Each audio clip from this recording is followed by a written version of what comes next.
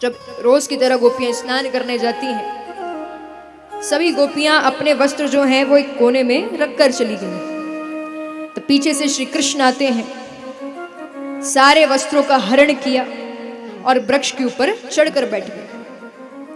अब जब गोपियां स्नान करके बाहर निकलने का सोचती हैं, महाराज देखा तो वस्त्र कहीं नहीं दिख रहे।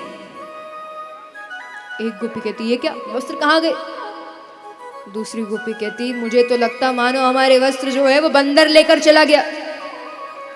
अब जैसे ही बंदर बोला तो सभी ऊपर देखते हैं। जब ऊपर देखा, देखने को मिला कि वृक्ष के ऊपर बंदर तो नहीं पर श्री कृष्ण बैठे। गोपियां कहती कन्हैया ये क्या, अरे नया शुरू किया, वस्त्र भी चुराने लगे। चलो माखन तक तो बात समझ में आती कि माखन चुराओ, पर वस्त्र भी।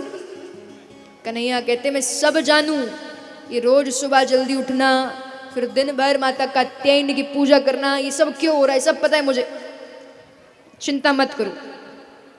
आगामी शरद पूर्णिमा की रात्रि में मैं तुम सभी को प्राप्त जरूर हूंगा। गोपियां कहती हमारे वस्त्र दो, नहीं तो जा करके तुम्हारी शिकायत कर देंगे नंद बाबा से। भगवान कहते जाओ कर दो। अब गोपियां सोचती हैं ऐसे में जाएं भी तो जाएं कैसे, नदी से बाहर ही नहीं निकल सकते। गोपियां कहती नहीं, हमें किसी से शिकायत नहीं करना, कुछ नहीं कहना, बस तुम हमारे वस्त्र हमें वापस दे दो। भगवान कहते तो एक काम करो, बाहर आओ और ले लो। गोपियां कहती कैसे बाहर आ जाएं, अरे तुम खड़े हो यहां पर, हम नहीं आ सकते। भगवान कहते क्यों नहीं आ सकते, अरे जैसे गए थे वैसे बाहर आ जाओ। गोपियां कहती जब हम स्नान करने गए थे तब तुम यहां पर नहीं थे, पर अब तुम हो। भगवान कहते यही तो वहम है। अरे ऐसा कौन सा स्थान है जहां पर मेरा वास नहीं है, हर जगह मेरा वास है, कण कण में वास करता हूं मैं तो यहां पहले भी था, अभी भी हूं, हमेशा रहूंगा, हर स्थान पर हूं मैं। यही तो गलती है हमारी। महाराज गोपियों की समझ में आता है। गोपियां आती हैं, आकर के अपने वस्त्र धारण करती हैं। अब देखिए भगवान ने ये वस्त्र हरण की लीला क्यों रची, कि भगवान चाहते हैं कि जीवात्मा और परमात्मा के बीच में एक वासना का पर्दा आ रहा है, एक मोह माया का पर्दा आ रहा है। अब वो मोह माया का पर्दा ही हमारा मिलन भगवान से होने नहीं दे रहा। महाराज जब तक ये मोह माया का, ये वासना का पर्दा रहेगा तब तक हम भगवान को देख नहीं सकते, भगवान से मिल नहीं सकते, हमारा मिलन नहीं हो पाएगा। श्री कृष्ण ने जितनी भी लीलाएं रची हैं, हर लीला के पीछे कोई ना कोई कारण जरूर है, कोई ना कोई आशय, कोई ना कोई मतलब जरूर है। बस समझने की देरी है। आप समझ लो तो भगवान की प्राप्ति ऐसी हो जाएगी। तो ऐसी एक बार की बात है, एक नगर में बड़े पहुंचे हुए संत आए। अब वो संत के बारे में कहा जाता है कि उनके पास पारसमणि है। अब पारसमणि क्या, जो लोहे को भी छू दे तो सोना बना दे, वो पारसमणि है। तो ये बात जो है वो नगर में हर व्यक्ति को पता चल चुकी है कि एक संत पधारे हैं जिनके पास पारसमणि है। अब ये बात पता चली एक लालची व्यक्ति को, वो सोचता है कि संत के पास पारसमणि है, मैं एक काम करता हूँ, जाकर के संत की सेवा करूंगा। अब जब सेवा करूंगा तो संत कभी ना कभी तो प्रसन्न होंगे, प्रसन्न होंगे तो पारसमणि मुझे मिल जाएगी, उनका चेला बन जाऊंगा। तो लालच मन में आ चुका है। अब वो व्यक्ति जाता है संत के पास, महाराज कुछ नहीं कहा, निस्वार्थ भाव से सेवा कर रहा है। संत सोच रहे इतने दिन हो गए इस व्यक्ति को आए, अभी तक कुछ नहीं मांगा। मन में आती है हो ना हो ये व्यक्ति पारसमणि के चक्कर में मेरे पास आया है, परीक्षा लेना पड़ेगी।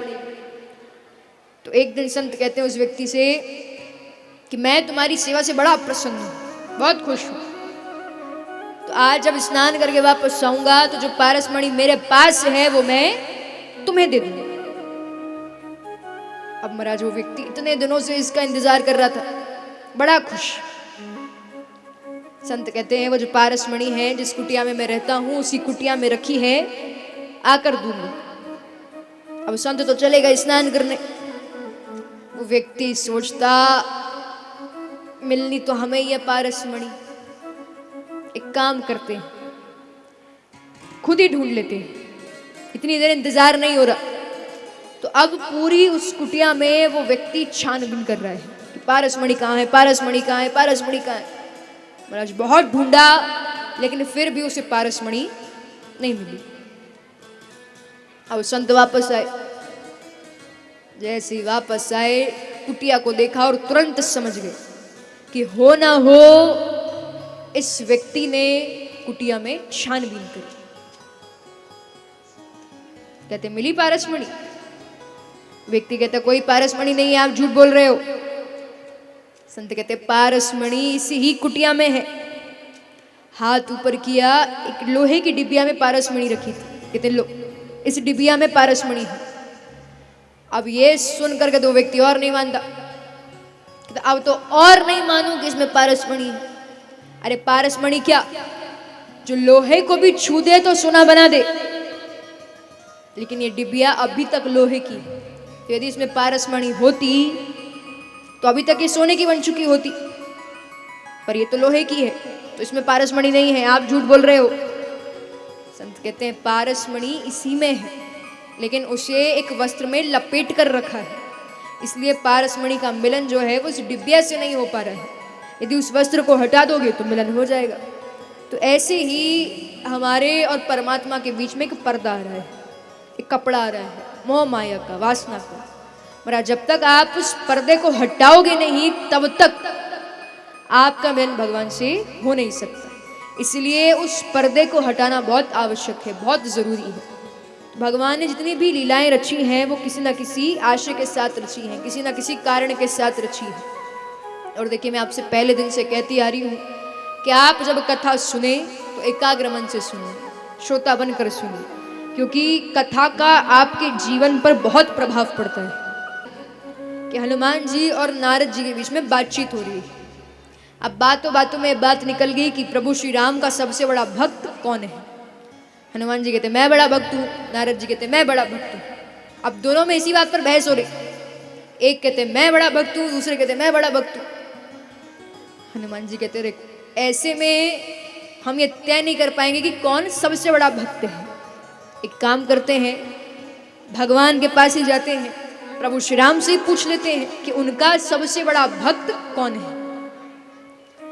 तो अब नारद जी और हनुमान जी दोनों गए प्रभु श्री राम के पास। प्रभु श्री राम कहते ये क्या, आज नारद और हनुमान दोनों साथ साथ आ रहे, कोई ना कोई बात जरूर है। भगवान कहते क्या हुआ, कैसे आना हुआ साथ में। नारद जी कहते प्रभु वो क्या हुआ, हम तो बातचीत कर रहे थे, अब ये बात निकल गई कि आपका सबसे बड़ा भक्त कौन है। हनुमान जी भी नहीं मान रहे, मैं भी नहीं मान रहा, हम दोनों ये कह रहे कि हम बड़े भक्त हैं। तो हमने सोचा कि आपसे आकर ही पूछ लें कि आपका सबसे बड़ा भक्त कौन है।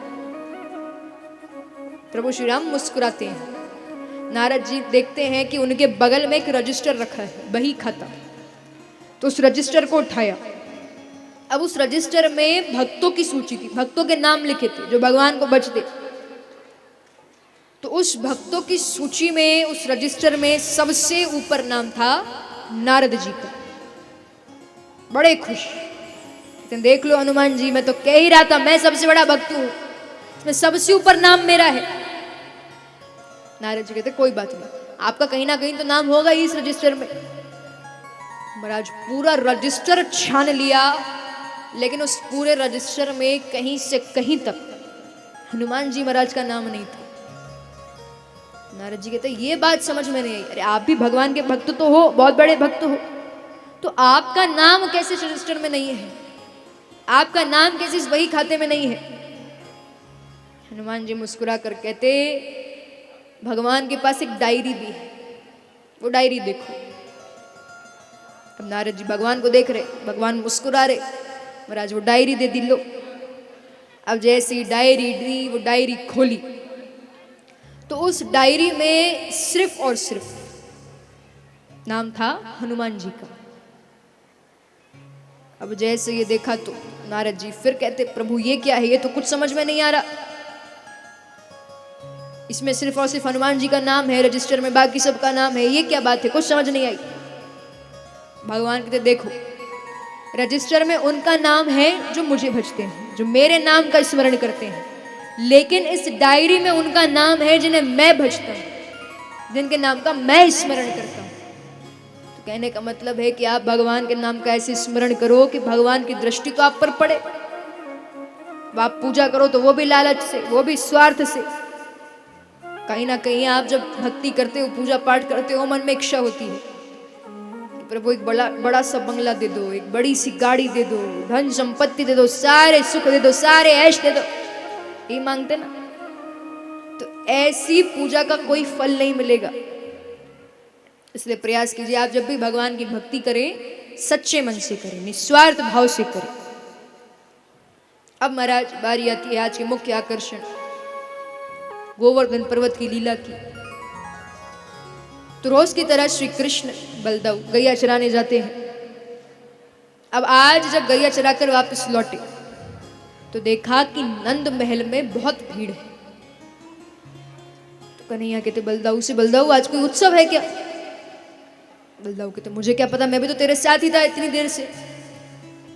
कन्हैया जाते नंद बाबा के पास, कहते बाबा कोई उत्सव है या कोई उत्सव आने वाला है, इतनी भीड़ क्यों है आज? सारे ब्रजवासी आए हैं, कुछ हुआ है क्या? नंद बाबा कहते कन्हैया हर वर्ष की तरह इस वर्ष भी इंद्र की पूजा करने की तैयारियां चल रही हैं, वो समय आने वाला है। कन्हैया कहते एक मिनट, इंद्र की पूजा क्यों करना? नंद बाबा कहते इंद्र की पूजा हम इसलिए करते जिससे इंद्र प्रसन्न हो। इंद्र प्रसन्न होंगे, अच्छी वर्षा करेंगे, अच्छी वर्षा करेंगे, अच्छी फसल होगी, अच्छी खेती होगी, अच्छी फसल होगी तो अच्छा धन मिलेगा, इसलिए इंद्र की पूजा करते हैं। कन्हैया कहते अच्छा एक बात बताओ, मान लो किसी एक व्यक्ति ने इंद्र की पूजा करी और दूसरे व्यक्ति ने नहीं करी, तो क्या इंद्र हमेशा सिर्फ उसी व्यक्ति के खेत में वर्षा करेंगे जिसने सेवा करी है, भक्ति करी है? क्या कभी उस दूसरे व्यक्ति के खेत में वर्षा ही नहीं करेंगे जिसने पूजा नहीं करी? बाबा कहते नहीं, वो तो सबके खेत में वर्षा करेंगे, बराबर करेंगे। कन्हैया कहते वही तो मेरा मतलब है कि इंद्र का काम है वर्षा करना। अरे वो तो करेंगे ही, कर्म का फल तो भगवान को भी देना पड़ेगा, कुछ भी कर लो।